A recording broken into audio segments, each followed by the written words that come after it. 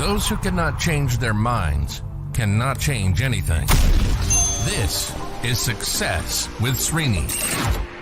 If you are seeking balance in your relationships, then today's podcast episode is for you. Welcome back to Success with Srini. Ever since this podcast became a daily podcast, I have been coming here and talking about multiple different topics with an idea, with an intent that every topic brings a new level of awareness to any listener who is listening in. So if you are a first-time listener of this podcast, thank you. And if you are a repeat listener, that means you are subscribed to this podcast, then appreciate your support, appreciate your questions. And as a result of me answering questions on this podcast, your questions, I am growing myself personally. So thank you for your support. Now, I have done multiple podcast episodes talking about creating balance in life. But today, I'm specifically focusing on relationships because this is something that I have seen people talk to me in offline conversations. I've seen people express their feelings about how they are stuck in disempowering relationships, maybe at home, maybe at work, doesn't matter. But then they are feeling those negative emotions. So not any specific question I'm answering, but this is a collective observation that I have when I talk to people. So, what is a one-sided relationship? Specifically, what is one-sided expectation? It's very simple. One-sided expectations happen in relationships, clearly. And one-sided expectations happen because one individual in a relationship thinks that he or she is not getting what they're putting in. Simple. So two people, let's take that as an example. Two people. You and your partner, you, your spouse, you, your boss, you, your coworker, any two individuals, any two things. When two people come together, they define some rules, some boundaries, some expectations, all those things happen. Expectations are the basis of relationships. There are four things that are seen, that are now known to play. Every time two people come together, they put in time to make the relationship work. They put in some energy to make the relationship work. They put in effort to make the relationship work. And sometimes even money. And as long as whatever you are putting in, you are getting back proportionally. That means there is some reciprocity. You are putting something in, you are getting something back. Then it's an equitable, or the balance is there. And sometimes you may not get back exactly the same amount that which you are putting in. And that's okay. But as long as you see that the other individual is putting in the effort. For example, I come here on this podcast, I keep saying that here is a question, here is the question I'm answering. John, Jane, whoever asked me some questions, I'm going to play their questions, I'm going to refer to their questions, I'm going to keep on answering. And I keep on saying, hey, if you have a question, ask. And you don't ask the question, let's say. Maybe you're listening to this podcast, but you're not asking questions. So guess what happens to me? At one point, I feel I'm putting in the effort, I'm not getting any response. It's very natural for that to happen. So I'm putting in time, I'm putting in energy, and I'm putting in effort. Maybe not money. Let's take money aside. Let's put money aside.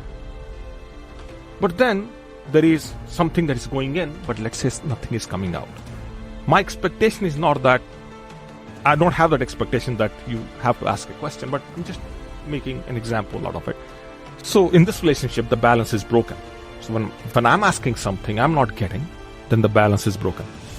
Now, when the balance is broken, it's to me, but I can't explain that. Now, let's take that as an example and look into your relationship, whatever relationship that you have got going.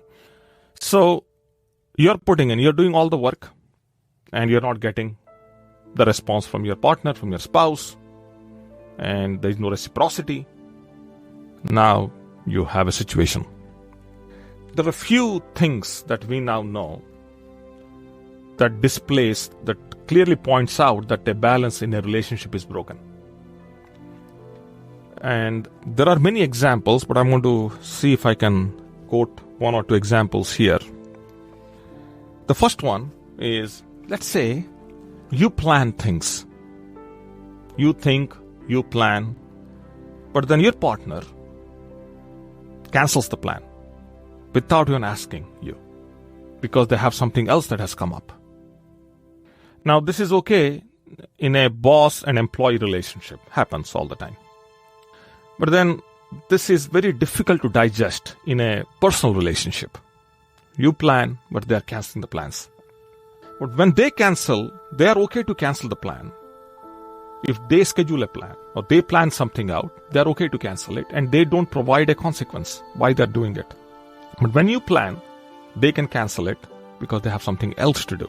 See, that's the lopsided relationship right there.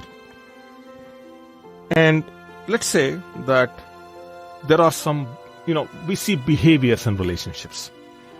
If your behavior is incorrect, then you are called out. If their behavior is incorrect, then they can take any excuse. That's lopsided right there.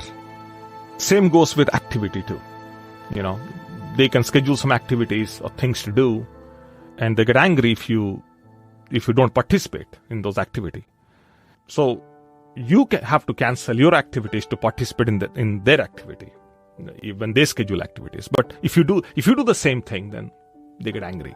Something like that. So you have these things. These are some examples. I'm just speaking them from the top of my mind, but you get an idea. That means the net outcome from all this is you feel you are insecure in the relationship. You feel you don't have any say. You feel you don't get what you're putting in. And you feel rattled. You feel the discomfort. You feel, something is not right. And you feel that in your gut. You don't need to look for any examples or any proof. You feel it.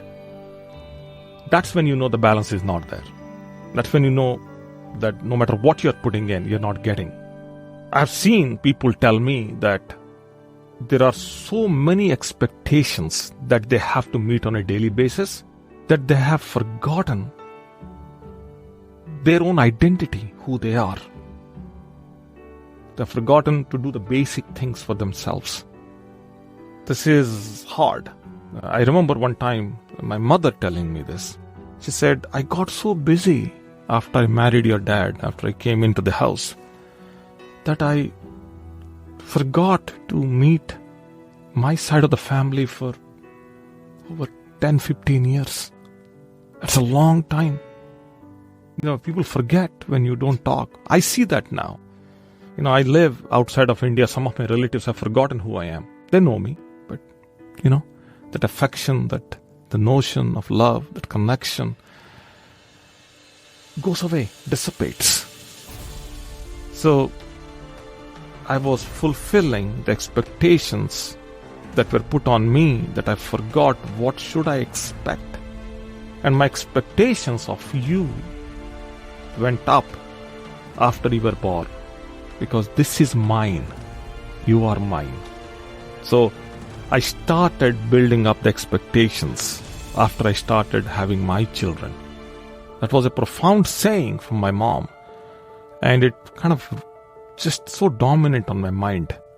When we talk about relationships, we're talking about relationships today. So it's kind of, I had to go there because I was trying not to give that example on the podcast, but I had to go there. Just the mind went there. So now what can you do? Question. See, there are two ways to live this life. Either you expand your reality or you curtail or you squeeze your expectations. Depends on you. Depends how much you are willing to put in so that you can free yourself from this. I tell people expand your reality. I never tell people to get rid of their expectations. It's very hard. We are wired to expectations. So I say, listen, let's expand our reality. So let's look into all the things that we need. Let's look at, what needs to be done. So when we start thinking about expanding our reality, a few things, they come up. One is the gap or the distance. What is the distance between where you stand and where your partner stands? And what can you do to bridge the gap, the distance?